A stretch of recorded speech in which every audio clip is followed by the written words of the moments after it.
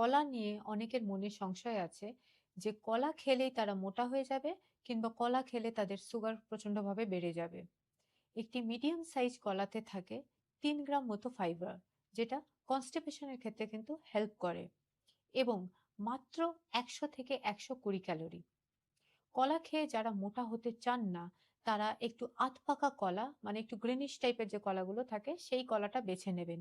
কারণ সেই কলাতে থাকে রেজিস্ট্যান্ট স্টার্চ, যেটা নিয়ে আমি আরেকটি আমার রাইস ভিডিওতে বলেছি। এই স্টার্চ ডাইজেশন প্রসেসকে স্লো করে দেয়।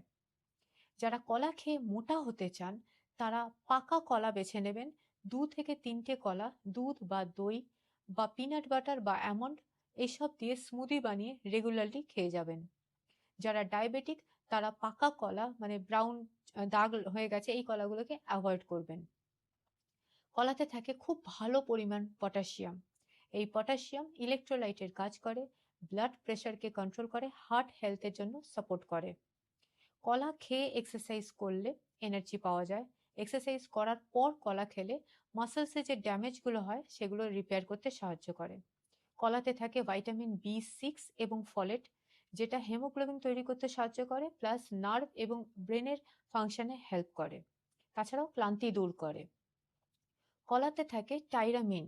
যাদের মাইগ্রেন আছে তাদের এই কম্পাউন্ডটা কিন্তু একটুখানি মাইগ্রেনকে বাড়িয়ে দিতে পারে।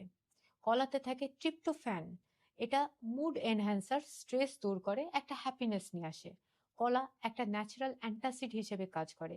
কিছু কিছু মানুষের ক্ষেত্রে অ্যাসিড রিফ্লাক্সে কলা হেল্প করে, গ্যাস্ট্রাইটিসেও কলা হেল্প করে। কলা একটি পাওয়ার হাউস বলতে পারেন ফ্রুটের। এই একটা ছোট কলা যদি আপনারা খুব স্মার্টলি নিজেদের ডায়েটে অ্যাড করেন, তাহলে কিন্তু হেলথে অনেক বেনিফিট পেতে পারেন।